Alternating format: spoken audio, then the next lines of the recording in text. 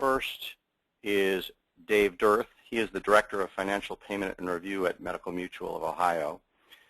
Dave has worked at Medical Mutual, which is actually formerly Blue Cross Blue Shield of Ohio, for 28 years, all in the financial payment and review area. His areas of responsibility include communication and payment of claims, both electronic and paper, to all providers and subscribers, cash management, collection of overpaid claims, file maintenance of coordination of benefits and workers' compensation records for all members in the plan. And he's also responsible for a prepayment audit team that works to correct errors before payment is made, as well as a post-pay audit team that recovers overpaid claims and works with a variety of payment recovery vendors. Our second presenter today is Kimberly McDonough. She is a doctor of pharmacy and the president of Advanced Pharmacy Concepts. Dr. McDonough has extensive experience in all aspects of pharmacy benefit operations with management experience in the hospital, PBM, and managed care industries. She has managed pharmacy expenditures in Medicaid, Medicare, and commercial populations for managed care insurers, where her responsibilities included contracting, provider support, drug utilization analysis and management, clinical management program design, and quality assurance. She is a frequent speaker covering timely issues in the pharmacy industry and is the author of a pharmacy textbook chapter on the PBM industry. Dr. McDonough was the 2009 recipient of the Rhode Island Business Entrepreneur of the Year Award from the U.S. Small Business Administration and the 2010 recipient of the Bowl of Hygienia Award from the Rhode Island Pharmacists Association. And finally, we have Rena Belinsky, also a doctor of pharmacy and a AFI, Accredited Healthcare Fraud Investigator from the NHCAA. She's a Senior Vice President and Chief Pharmacy Officer, Ancillary and Pharmacy Audits of CO Health Analytics. Dr. Belinsky has been with CO for 7 years as its Chief Pharmacy Officer and managed its audit services covering ancillary and pharmacy claims. Prior to joining CO, she was the Chief Operating Officer for a regional home infusion company where she was responsible for day-to-day operations, intake, distribution, medical records, corporate compliance, and human resources. Prior to that, she was the Director of Clinical Data Management at a national home infusion company with responsibility for clinical data integrity, patient satisfaction reporting, outcomes management, and JCO and OASIS reporting for 92 pharmacies nationwide. So again, just to remind folks, you can please submit questions via the chat function throughout the presentation. We'll be taking those at the end, and I'll hand it over to Dave Dirth. Thanks very much.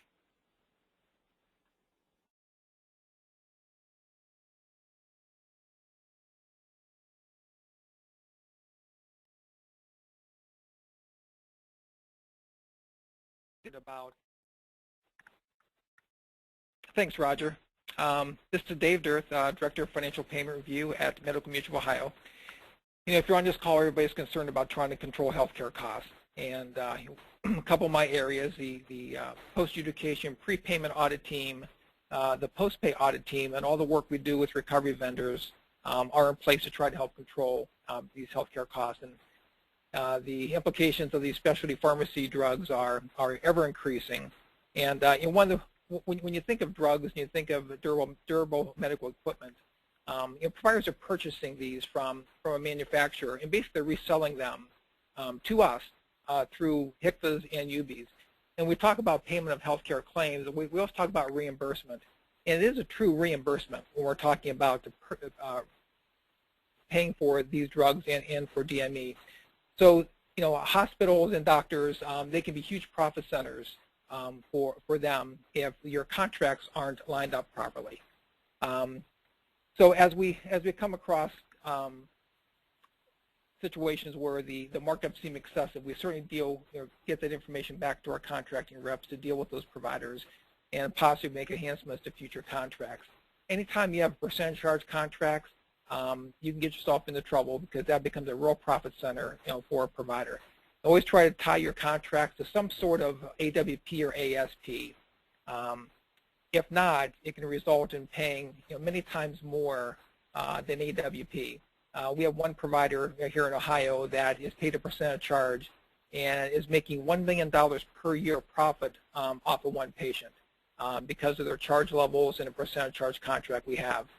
It's been identified and hope in the future that will be corrected through recontracting.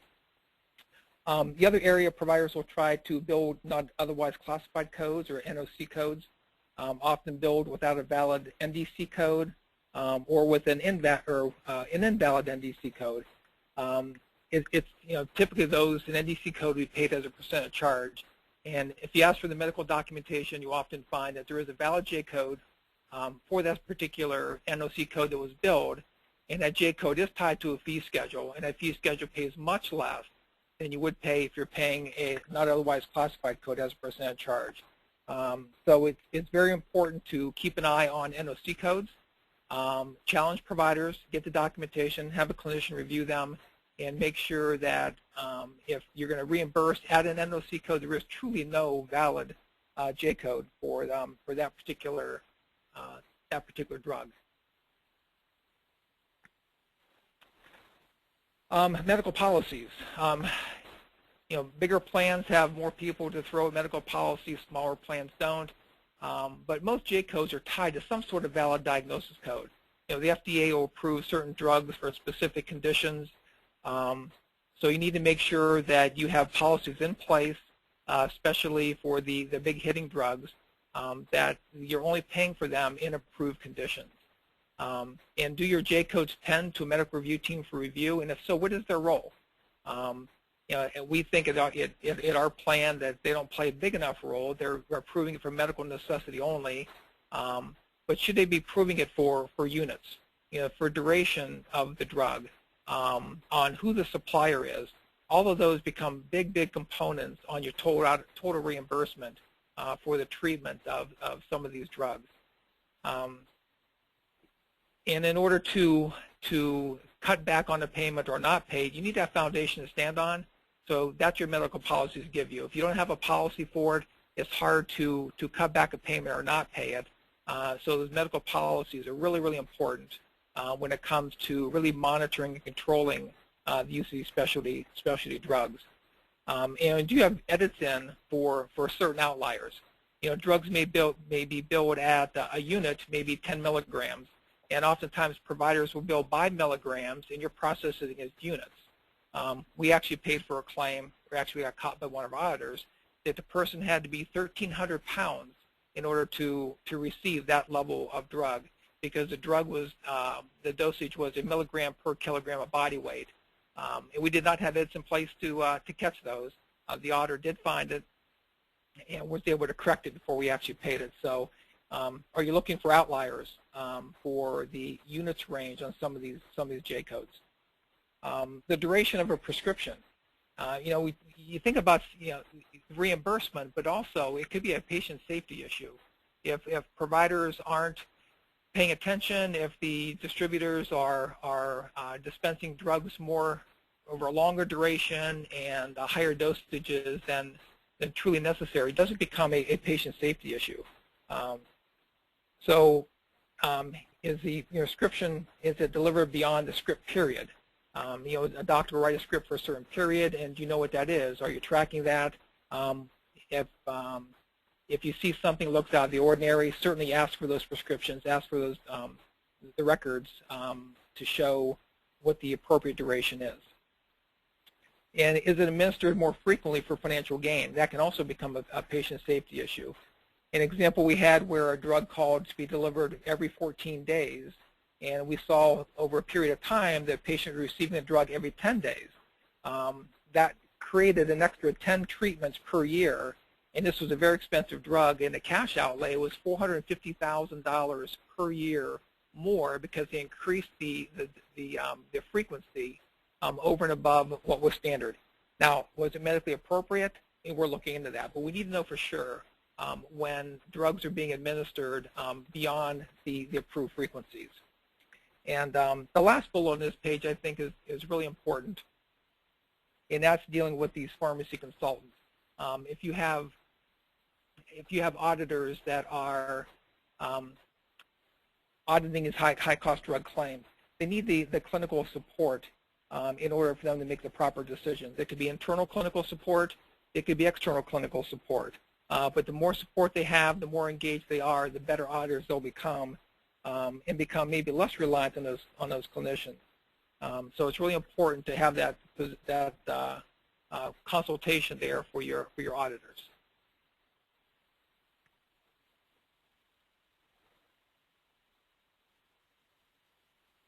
Sorry, I got behind one page here. Inpatient claim. Just because there's no J code inpatient claim doesn't mean that you don't have to understand what is on that claim. I always tell my auditors, you have a right to know what you're paying for. And if you don't know, ask. You can ask for an itemized bill. Within the itemized bill, you can also get the medical authorization records. One of the largest hospital bill audit recovery items are drugs being overbilled on inpatient claims. Some of them can be substantial. Silo Health Analytics is our hospital bill audit vendor, and I've asked them to supply me with just you see some crazy examples, and I want to see them because I want to pass those on to our contracting representatives, then go back to the hospitals and make sure they're aware of the excessive billing that's going on.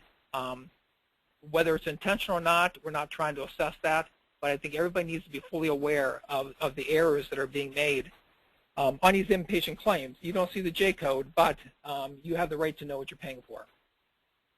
And on outpatient claims, we'll often see revenue code 250s without HCPCS codes, revenue code 636 with HCPCS codes. Then again, you need to know what you're being billed for. Are the drugs being categorized into the correct revenue codes? And again, if you don't know what you're paying for, then you need to ask.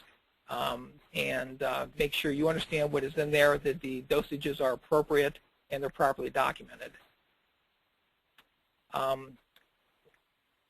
Watch for MDs billing drugs on HCFA and then moving the patient to an outpatient setting. We had a couple situations where the doctors are billing it through their offices on a HCFA, must not like the reimbursement. And in one case, the doctor moved his patient 4/10 of a mile down the road to the hospital where he was the attending physician, administered the exact same drug, the exact same dosage, exact same frequency, and by doing so can make an extra $500,000 a year on one patient on one drug. You know, what can you do to control that? Really, the only thing you can do is to build into your contracts in the future some contractual language that would prevent that. There is no benefit to the patient. It's just a different setting, different billing, different contract, and providers know that and have the ability to manipulate that in order to gain some additional revenue.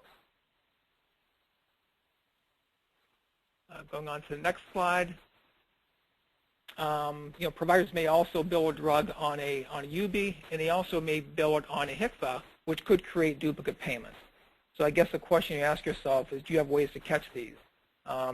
If not, then maybe that's where you engage your recovery vendor who has access to your data and has proprietary software that can match those together and find those. That does happen, and some of them can be substantial.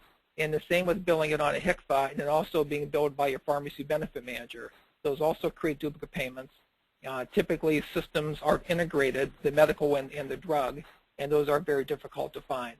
There again, that's where a vendor who can get your pharmacy data and your medical data, merge it together, and look for those duplicate payments. Those do happen. And getting back to the excessive units, excessive dosage, percent charge contracts. If you have any contracts that have a dollar maximum for these specialty drugs, the patient is going to get to the maximum quicker if you're paying way beyond a market rate. And by getting them get there quicker, they may end up getting off the drug, and that also becomes a patient safety issue. If they need that drug and the system is being gamed to increase the reimbursement, the patient may lose their benefits, and it does become a patient safety issue. The last thing I want to mention is we've run across this recently where there are pharmacy assistance programs that are out there, and the patient can apply for an assistance program, and a program will help them pay for some of their drugs. So they're kind of like these discount cards, and the member will use them for pharmacy and may end up with a small copay. And the pharmacy will bill the entire amount to the health plan, and these claims are typically supposed to be where subscribers paid out of pocket at point of sale. The claim comes from the PBM to the health plan, at the full rate, and we would end up paying the member potentially thousands or even 10,000. Actually, when we had $17,000 check going to a member, when he paid $20 using this copay system at point of sale. Difficult to find. The one that we did find was called Jensen. We believe it's a subsidiary of Johnson & Johnson. Not sure how to catch them. We're trying to find ways to watch for these. But if you're aware of them or know a way to find them, it may be beneficial to keep your eye on those, because the claims coming from the PBM are at your full contracted rate and not again, the term reimbursement. The idea is to reimburse the patient for what they paid out of pocket. And these reimbursements are much, much more than that. So they are not reimbursement. It could actually be income to the patient. One other item that's not on the slide I do want to mention that I thought about after I put this together was performance guarantee groups. If you have any groups that you have performance guarantees, and part of that guarantee is a savings guarantee, and if you don't meet the savings guarantee, sometimes you have to pay a financial penalty. We've seen where some of these specialty pharmacies are billing, they're billing health plans at their fee schedules. So the charges are fee schedule. It gets priced, obviously, at fee schedule, and you pay fee schedule. So there's no savings. My guess is they're billing every plan differently depending on the fee schedule in place. So some of these can be very substantial dollars, and you end up showing no savings, which could hurt your financial guarantee, financial savings guarantee to that group, which could cause you to end up paying penalties down the road. So that's something else to keep an eye on if you're paying full charges, and their charges happens to be your fee schedule. So anyways, that's the end of my presentation. So Roger, I will turn it back over to you. Well, great. Thanks very much, Dave. And as I indicated, if anybody has any questions for Dave, certainly submit them. We'll get to them at the end, either questions for him or for the others. And some interesting things to think about. Next up is Kim McDonough, who's going to talk, I think, about some of the industry challenges around how drugs are priced and other related matters. So Kim, take it away.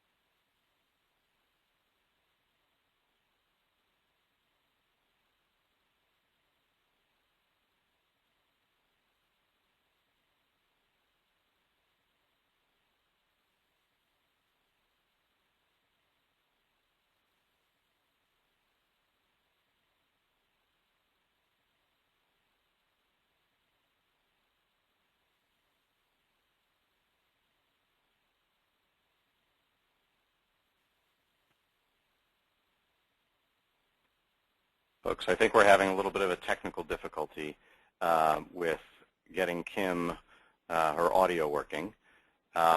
Maybe I can suggest let's take things a little out of order. I don't know if we can jump ahead and have Rena go, and then we'll come back to Kim at the end. Rena, is that an option for you?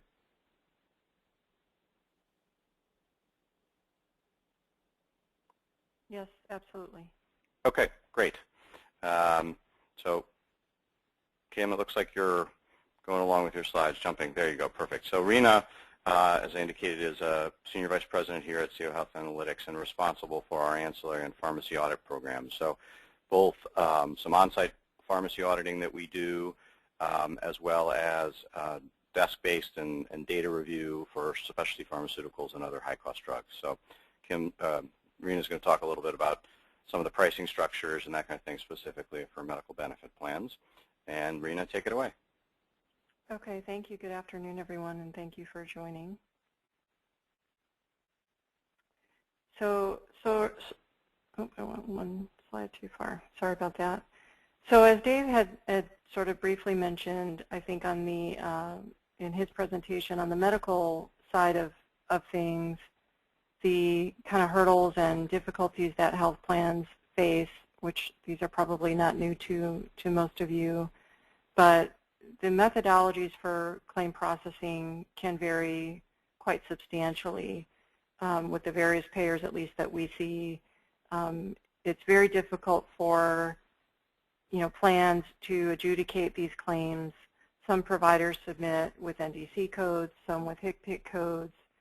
There's difficulty in converting HCPCS to NDC and vice versa, difficulty converting milligrams to units, as Dave mentioned that example. The other variation is drug pricing is not at all clear. There's various ways where drugs are priced. It could be AWP, ASP, WAC, MAC, all of those various ways in which drugs are priced. Percent of bill charges, those are just where we see the spend is just tremendous. The charges are getting higher and higher. We see charges for the same member within the same month, the same drug, and the charges increase within that same month by some of these providers. So there's a lot of abuse in that particular area with the percent of bill charges. Places of service, the types of providers, is very important in controlling that. And I think this overall just leads to the lack of industry standardization. There can be overpayments simply due to payer processing errors, not because the provider purposefully submitted a bill incorrectly, but a lot of adjudication type errors can occur because of the complexities with how these claims are processed. So as steps within your organization on the medical side, it's good to have an understanding of how your plan manages these, the overall benefit coverages. Policies, as Dave mentioned, are critical to have very well written and up-to-date policies.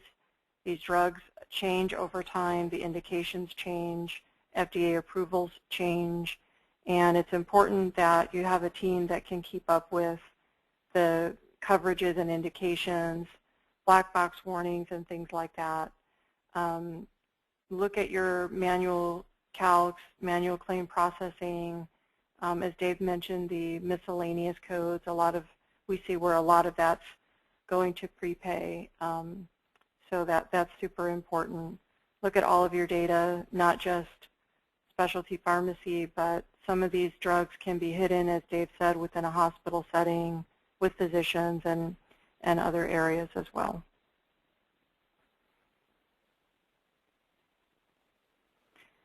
And then looking at, looking at the staff that you need. Some health plans can have dedicated staff to these. Some just have a couple of folks. So it's important to start with your low-hanging fruit, if you will. More simple data analysis if you don't have a lot of members on your team, but just look at simple things like ranking by drug, dollar amount, member, providers. Look at your spikes, look at your trending. Some of that can be done simply, some can be more complicated and robust, but it's important to have a level set and try to understand where your spend is going so that you can not go crazy with every single claim. Look at certain dollar thresholds or consider certain dollar thresholds of $500 or something like that, so that you can stay focused on what you're looking at. Industry research, there's a lot out there that can be very beneficial. We have some at the end that will show you that I think are helpful insights, but CMS has good information, the RACs have good information.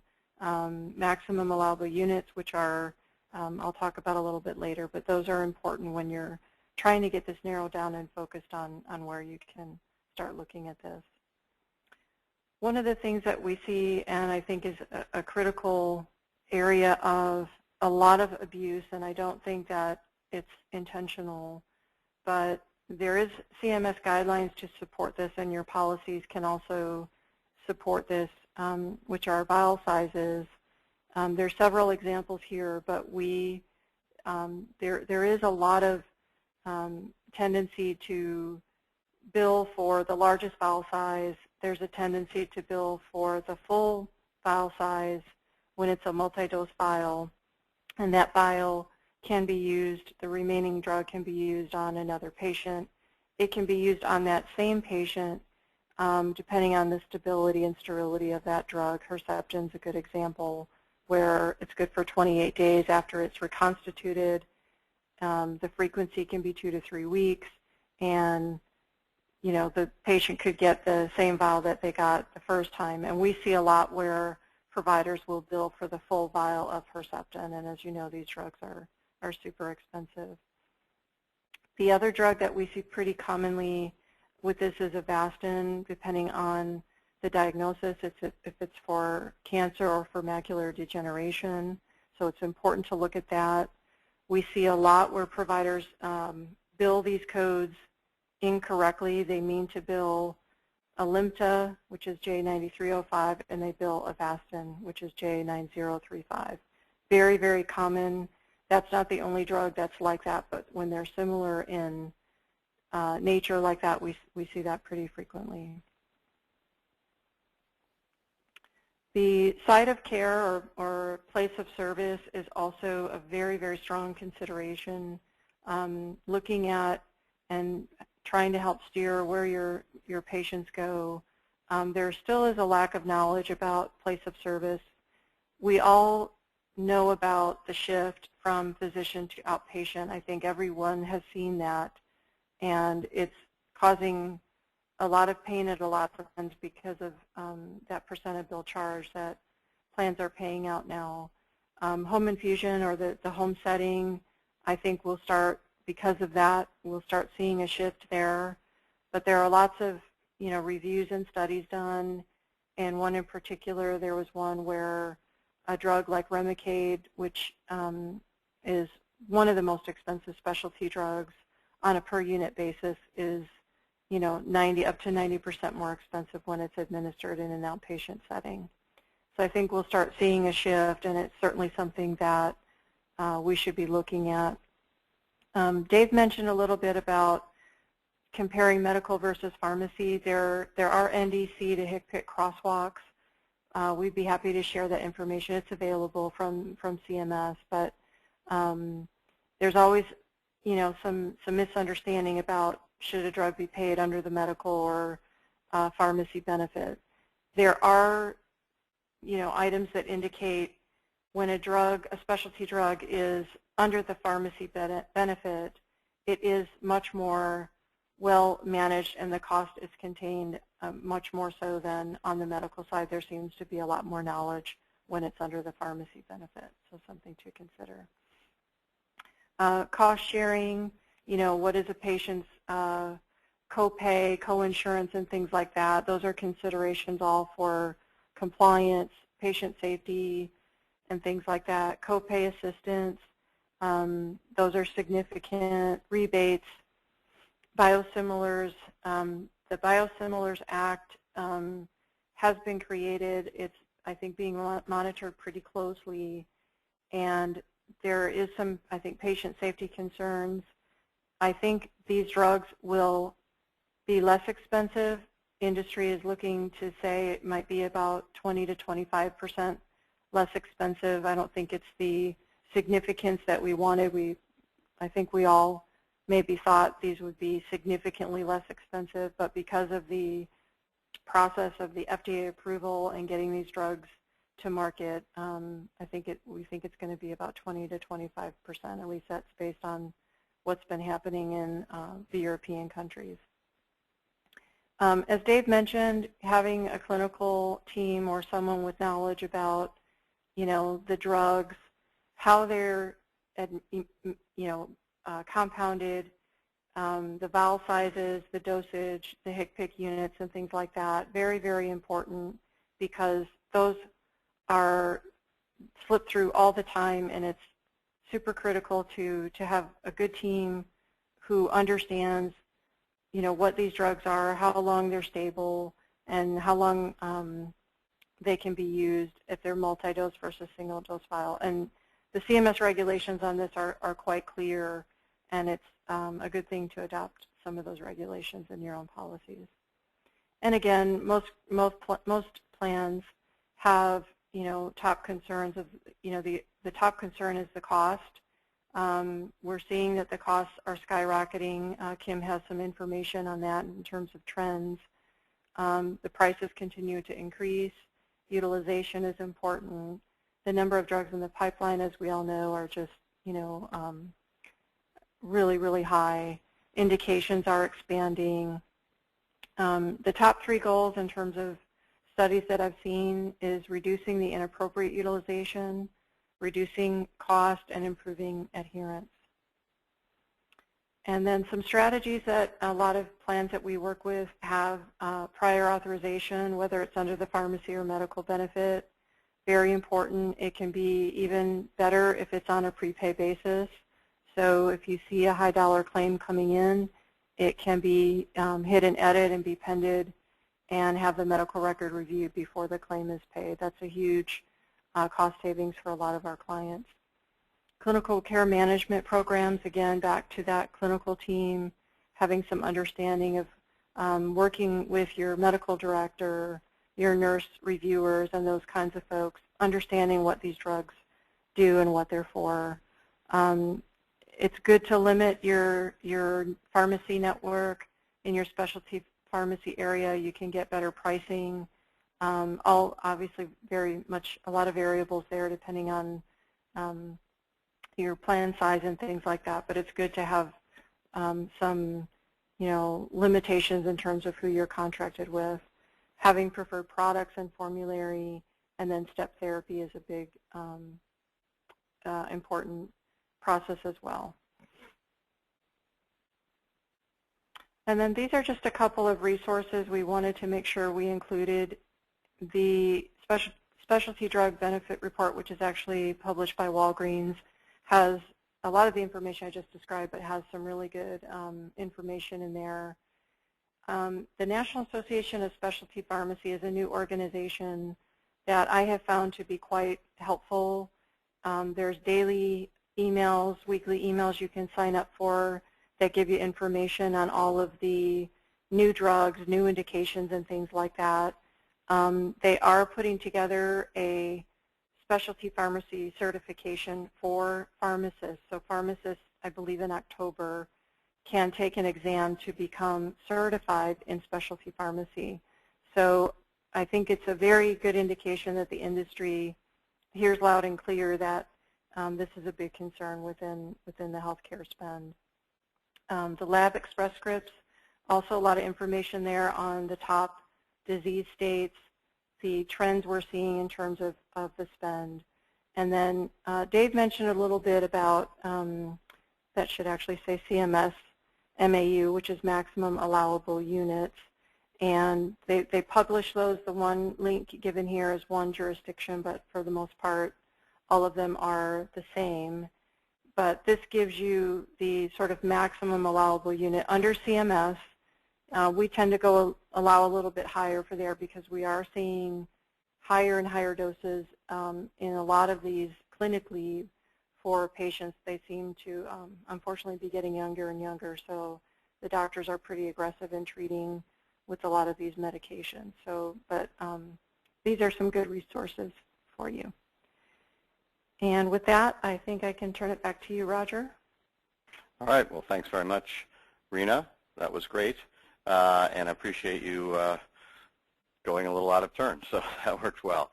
And I think we now have our technical difficulties worked out. So Kim, I think we're on your slides, and if you'd like to help us understand a little about some of the external factors that can affect utilization and pricing. Sure. Thanks, Roger. And I want to just make sure you can hear me this time around. Can you hear me this time? I can hear you, yes. Excellent, Perfect. excellent, great. So, well, Dave and Rena did a great job of talking about some of the factors. We're experiencing these increasing costs with specialty products, and they've talked about some of the things that you can do on the benefit side or some of the challenges on the healthcare side for managing these costs. I want to take a turn a little bit here and talk about some of the external factors that are affecting the drug price and utilization, and these are things that really are outside of your organization and really really do impact you. So just some general statistics that are Rena mentioned that we had some experiences showing how costs are going up. U.S. spending on specialty pharmaceuticals is expected to jump by 67% by 2015, and this is a huge, huge jump in a particular area, and one that we've really not seen historically in other pharmaceutical areas. In 2015, 3 of the 4 costliest prescription drug categories will be for specialty conditions. And all you have to do is look back 5 or 6 years to see that there were no specialty categories in that area at one time. And then prescription drug spending on 8 of the top 10 specialty therapy classes are going to continue to increase. And these statistics tell you that these are drugs that are just getting to the market. They're getting to the market for diseases that we didn't have adequate therapies for before. These are therapies that we will continue to see new products coming to the market for these various different areas. So, the bottom line for all of us in the healthcare environment is that these costs are not going away, and they aren't costs that necessarily are totally avoidable because our goal is to provide healthcare to patients. These costs are part of what you are going to incur to play the game for providing prescription benefits that include specialty pharmaceuticals. So understanding them is very valuable and important. Oops, let me go backwards here, just went one too quick. Diabetes became the costliest drug therapy class in 2011. It's going to continue to hold that distinction through 2015. But one of the things that's really interesting is that in 2012, for the first time in many years, we actually had a reduction in prescription drug spending. But that reduction was offset by an 18.4% increase in the specialty pharmacy spending. And the result of that is that we lost, we certainly had a low rate of inflation for 2012, but we didn't feel the full benefits that we would have felt of, the downturn in the economy and really the introduction of generic products, the wide change to generic utilization. We lost some of that. Or maybe we should say we were lucky that we had that because it offset some of the specialty spending increases that we had for that year. So specialty stepping in where traditional drug therapies were historically where costs were, and they are going to be a driver of prescription inflation in the future. I do want to talk just how we classify specialty medications just to make sure we're all on the same category. These are really the high-cost prescription medications that are used to treat chronic diseases. Most of the time, but not always, they require special handling like refrigeration or shipping, but that's not always the case. Most of the time, but not always, they require special monitoring of the patient condition. And most of the time, but not always, they require special administration, and that's often injection, but we're really seeing quite a few new specialty products that will be coming to the market or have come to the market that are oral, and this gets back to some of the benefit issues that Rena was discussing of whether a product's going to fall in the medical benefit versus the prescription drug benefit. Lots of times, historically, oral products have fallen into the prescription benefit where injectable products have fallen into a medical benefit. And that distinction is not so clear any longer because of the complexity of specialty medicine. So we might see situations, well, we do see injectables which fall into the pharmacy benefit, but you also might see the converse where you have an oral product that falls into the medical benefit because of the unique aspect of the oral product. So that's really a plan-by-plan determination, but it's important to keep in mind that those delineations are being blurred a little bit as we go forward with some of the new products that are coming to the market. So I wanted to talk about some of the unique external factors that are affecting specialty products. These external factors can be clinical, they can be production related, and they can be somewhat of a government policy related and related to where the drug pricing standard is. So from a clinical perspective, these drugs are used for rare or less common conditions.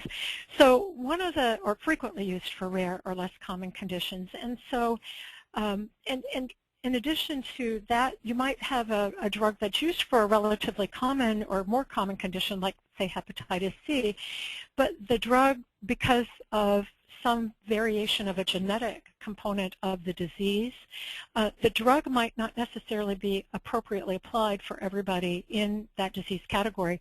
And we see that as a real wave of the future, where you'll have a drug that becomes available and it'll be used to treat a great example right now is melanoma.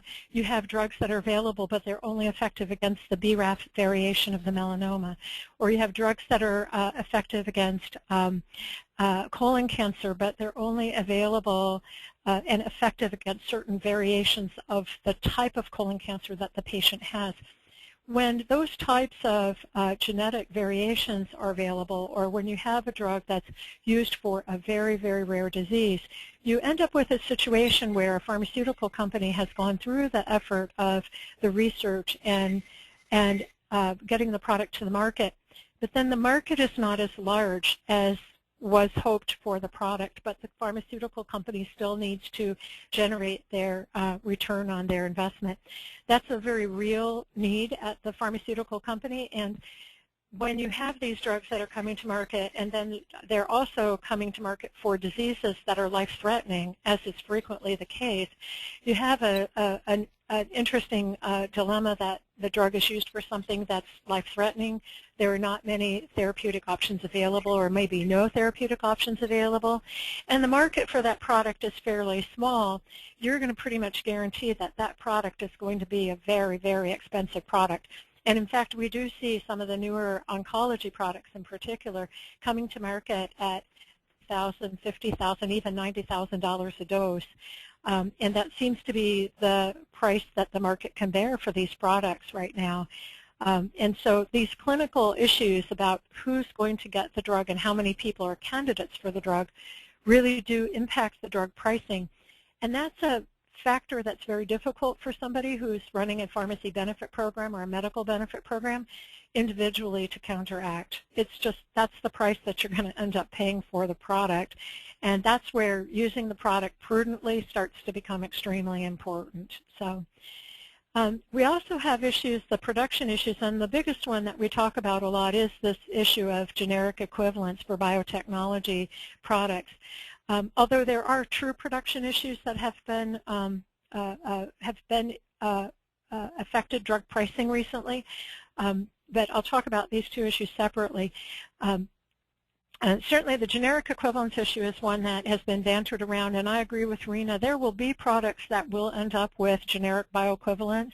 I don't think every specialty product is going to be have a generic bioequivalent product available for it, but there will be some products that will have bioequivalence available that will manage to occur, and we will see some savings that happen as a result of that. So, but we won't see the savings that we saw on the non-specialty pharmaceuticals, the big, huge savings that occurred as a result of the move to the use of generic equivalent products. We are seeing production issues, and I'll talk about this a little bit more, but we're seeing them on products that are very inexpensive, where the actual willingness to produce the products has been diminished because of the profitability or the lack of profitability of those products. So I will talk about that when we, just a few minutes. So. And then finally, the source of the pharmaceutical pricing standard, the AWP versus ASP pricing basis. ASP is a pricing basis that's used by Medicare for reimbursement for drugs into the Medicare Part B program.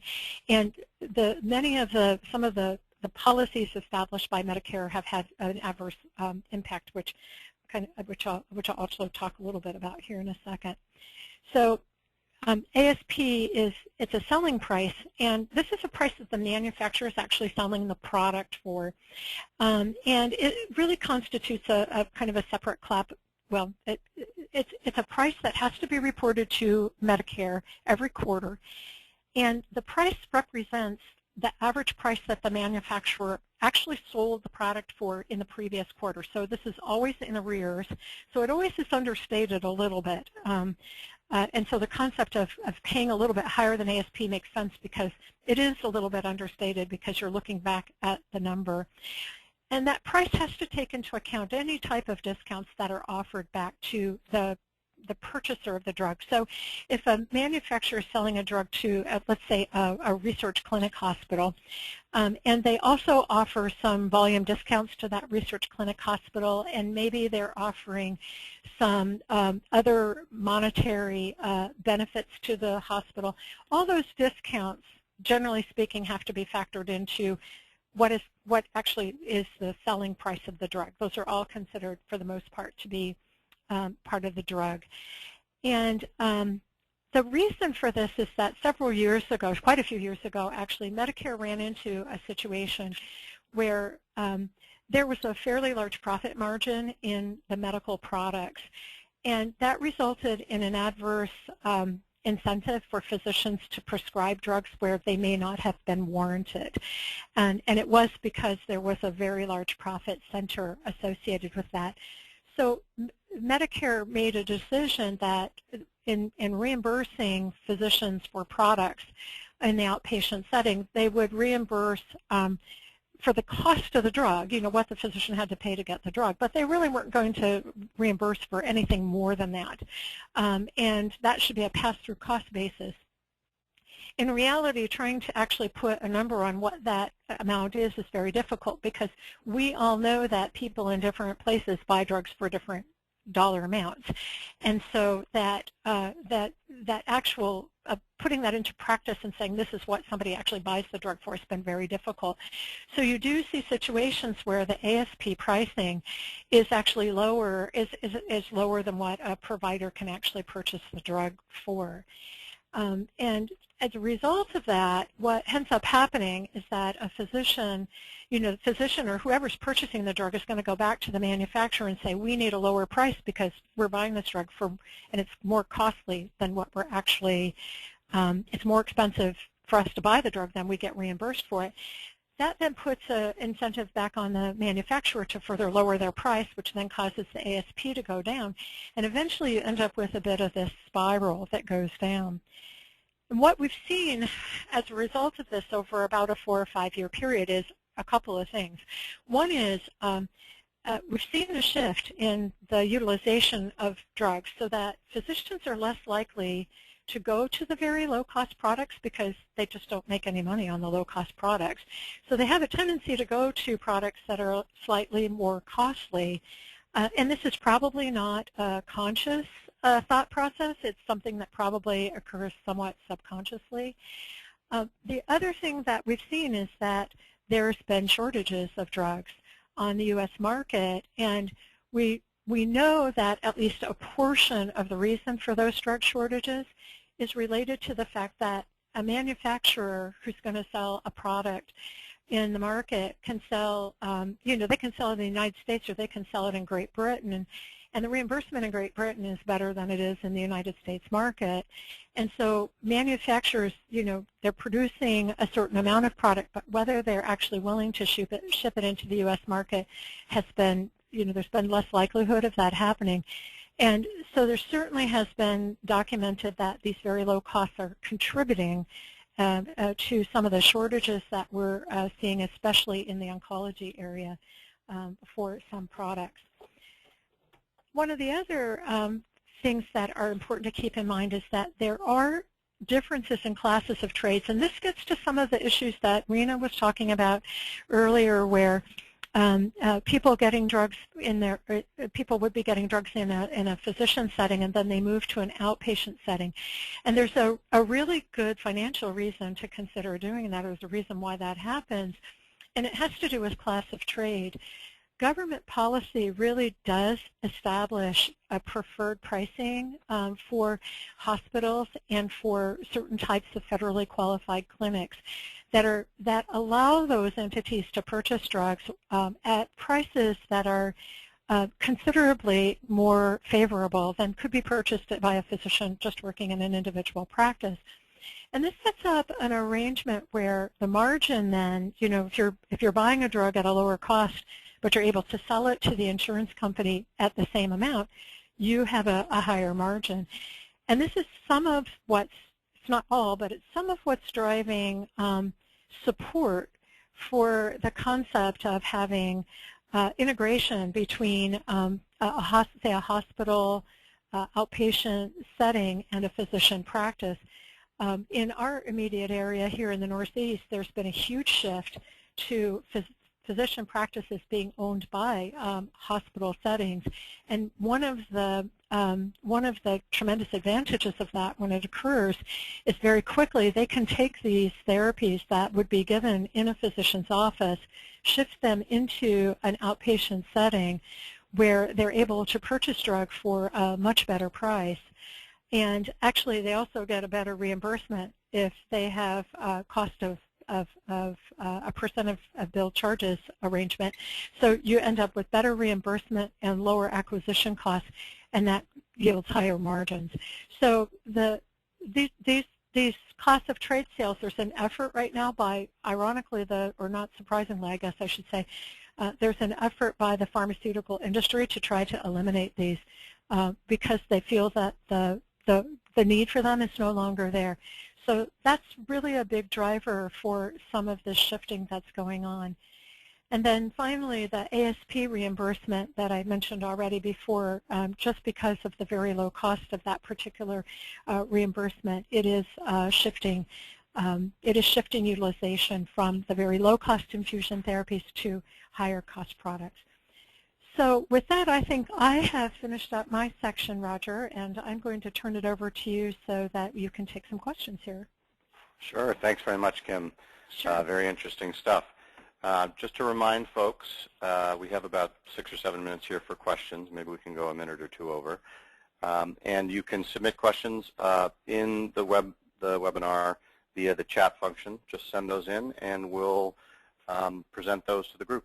And the first question I have is actually about the sort of this shift in payments and place of treatment of from the physician's offices for these drugs to the hospitals.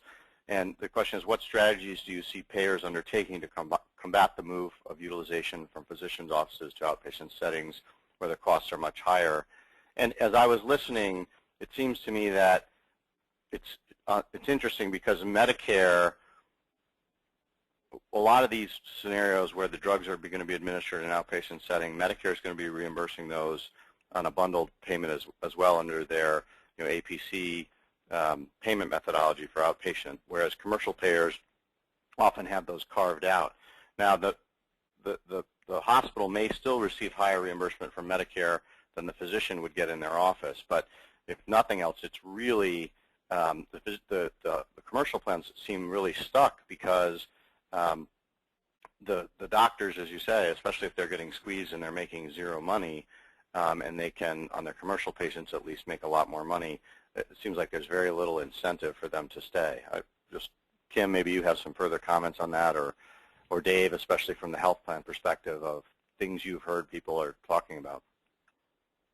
Well, I'll speak really quickly and then turn it over to Dave. It's been interesting that we're actually seeing some of the physician practices here in our area starting to try to negotiate similar arrangements for their commercial patients where they're being reimbursed based on bundled care rather than based on individual episodes of care. So, and that's being actually driven by the physician practice more. It's a combination, obviously, between the health plan, but they're trying to emulate the Medicare model in their commercial practice as well. It's just starting, and it'll be interesting to see how successful that it is. It is over time. That certainly is that is the discussion that's happening. Well, great. Yeah, Roger, from the health plan side, I think I see so much as the percentage charge. We just need to get off of that. And the Medicare model, paying some sort of a fee schedule, recognizing the J code, recognizing the NDCs, recognizing units, and paying something that is reasonable for that particular dosage, whether it be a percentage of ASP, WP, whatever it may be. But when you're strictly a percentage charge, you're not paying for that drug, you're paying for the dollars, whatever the charges may be, and the rate has no relevance to the actual drug or the services that are actually rendered. So the more we move towards a case rate, recognizing those codes, and paying for the services that are actually performed, and getting off of percentage charge, will better control those costs. Yeah, now just to chime in, I've seen hospitals that are basically peers in the same exact market where one hospital, their charges for the same drug are 3 or 4 times what a peer hospital is. So, I would agree that there's something problematic about that, and especially with a lot of payers paying percentage charge for these, it is an issue. Somewhat a related question, I think, because of something you said, Kim. The question is, what do you think will be the impact of Medicare bundled payments and ACOs in terms of specialty pharmacy trends, payments, and handling? Medicare is moving towards more bundled payment, ACOs in particular with some of the shared savings models and that kind of thing that looks at how things can be reduced, and it's pushing providers along the lines of what you said, Kim, to approach plans and work out situations where they're going to get, in effect, a guaranteed payment. And if they save money below that, they're going to make some money, but there's nothing else. They're sort of on the hook for anything above that. Well, call me the cynic, but already in the ACO model, the use of pharmaceuticals is carved out in the ACO model from the reimbursement. And I think that the pharmaceutical industry probably is working pretty hard to see that that doesn't change. Because if specialty pharmaceuticals and other pharmaceuticals were included in the bundle amount, there would be considerable pressure back on the manufacturers with regard to the pricing of the products. As long as those are separate and they're not part of the bundle payment, the pressure on the industry really is considerably less. It's not to say that it's not there, but it certainly is considerably less. So I don't see anything. The pharmaceutical industry's been all along with the Medicare Modernization Act. They've been pretty much on the forefront of trying to work with the agency, and by doing that, they do get to control a little bit of the agenda and some of the outcomes. And I think that will continue to be the case. I'd be surprised if we see them folded into the bundle, although I think it makes a lot of sense to have them as part of the bundle. But I do think it's tricky having them as part of the bundle, but I don't think they'll be there. I think they'll be separate from the bundle.